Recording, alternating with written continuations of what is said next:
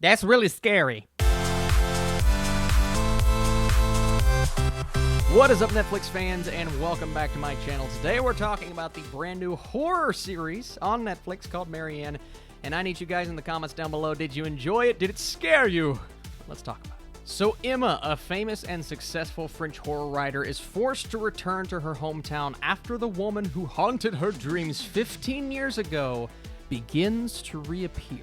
So this is the brand new French horror series that took me a bit to get to just because there were so many things that dropped on Netflix this weekend. And unfortunately, this was the last of the notable releases that I visited. And it dropped on Friday the 13th, which is absolutely suiting for what this show is. I have an image of the old lady pulled up on my laptop, and I swear I can't even talk to you guys without getting petrified. Look at this! Just look at that!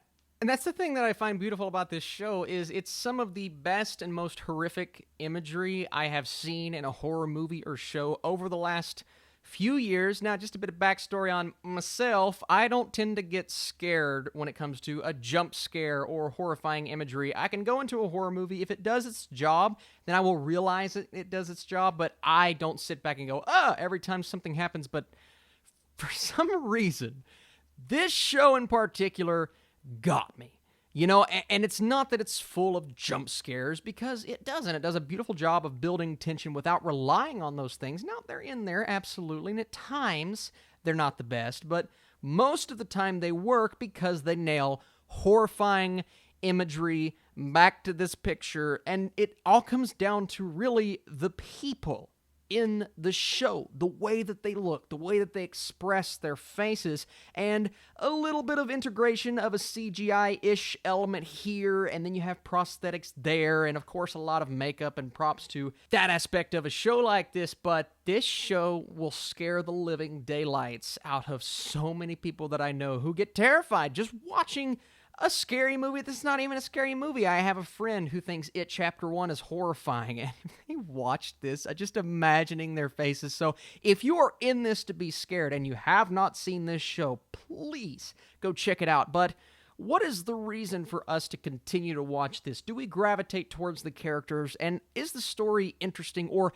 as interesting as it sets itself up to be? Because our main character here, she is an author named Emma who is haunted by the character of Marianne, who is the notable force of nature in this show, and what she wrote was apparently fiction. The question is, how much of that fiction is factual? And this journey that she goes on back to where she grew up and revisiting past friendships, is that journey going to provide her with answers to the questions that she's having about who exactly is haunting her, or is it going to just scare the living daylights out of the audience? Well, the answer is really kind of yes to both, but it is just this journey of self-discovery, which I really liked about the plot. And I did care about the actress who played Emma, whose name I do not want to botch, therefore it is on screen. See, there it is. But she retires from writing at the beginning of the show. Not a major spoiler. We're going to keep this as spoiler-free as possible. But she is forced to revisit her childhood due to a visit from someone who made a major impact on it, and a visit from someone who provides a very integral plot point later on, I believe in episode 1. It might have been episode 2, but that thing happens, right? And then you're like, oh, so that's where this show is going. And then she has to go back to all of her childhood relationships and revisit those friendships. And that was interesting enough, and I was within that aspect of the story. But the aspect that really got me was the fact that what she wrote may have not been as fictional as she believed, and what she penned on paper is starting to become reality. So she is revisiting these situations, and these things start happening, and she knows where they're going because she wrote them.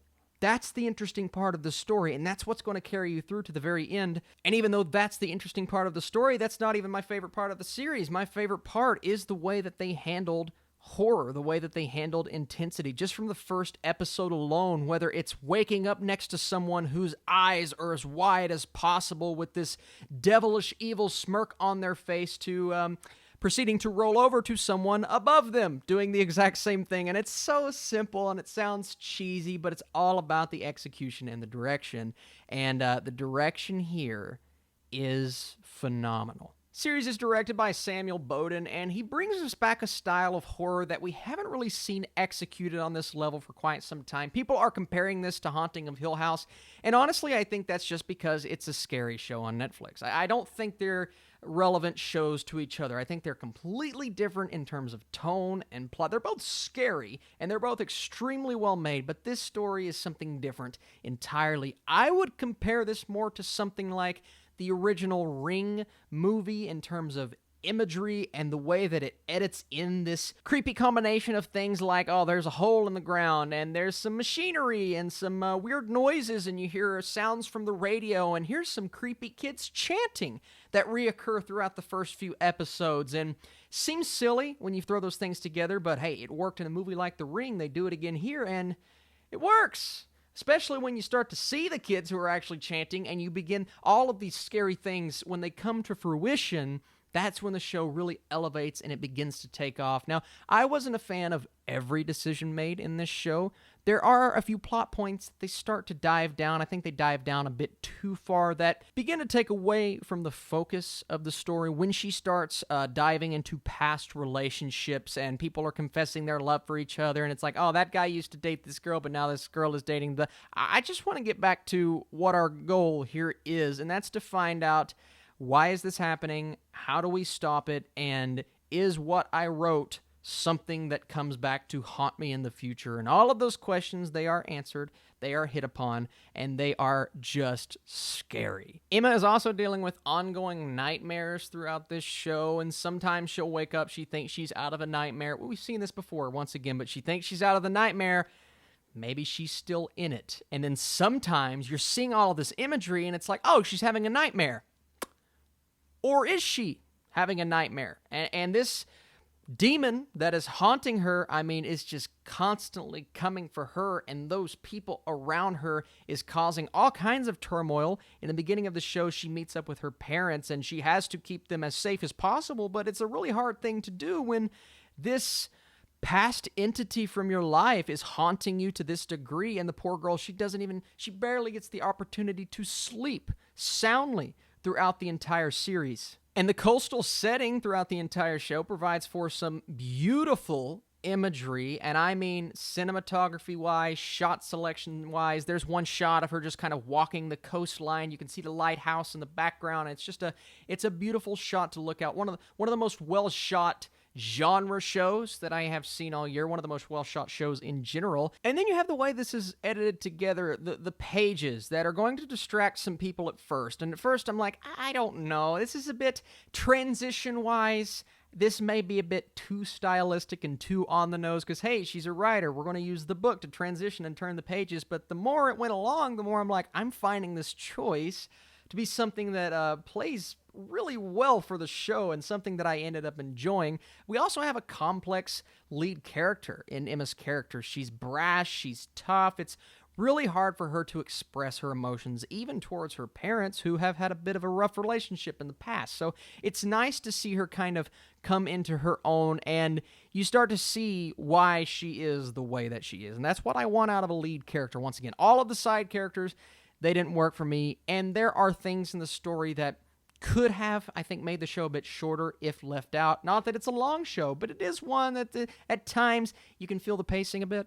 Also, a few tonal decisions that felt out of left field when things start going well for our character and she's with her friends. They play music that I just don't think fit the scope of what this show was. And then there are times and moments where scary characters come out of nowhere and it's just a bit too far on the nose. And I felt a bit of cheese at times, but then 5 minutes later, you're back into the midst of this horrifying imagery and just that woman. She's on the screen. I'm just gonna have to move. And I just think it's amazing. I think it's amazing how you create this iconic almost imagery from people and makeup and practical effects. And all of this supplements the story, which is well written and beautifully directed. And at the end of the day, this is a show for horror fans that I would absolutely recommend. Unlike anything that I've seen on Netflix in quite some time, and the more I think about it, the more I like it. I'm gonna go 85%. Now, Austin, why didn't you get it to a 90 or a 100? Well, few issues here and there, some things that struck me as they could improve upon this if we do see more of this show or a show like this.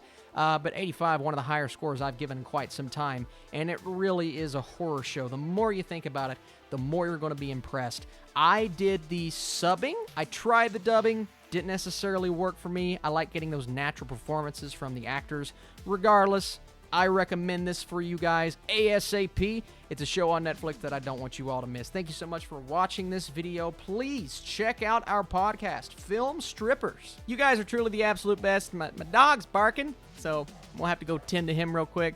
Thank you so much for watching once again, and I'll see you very soon. The cliche answer would be Jeremy Jahns, just because he's the first movie critic that I ever saw, and I love what the Schmoes, did, expanding beyond just doing movie reviews. They did the podcast and whatnot, but the one that I find myself continuing to go back to, and I love that you brought up Peter Rawlis, because I used to massive fan of that guy and what he did. Mr. Sunday Movies, man. I love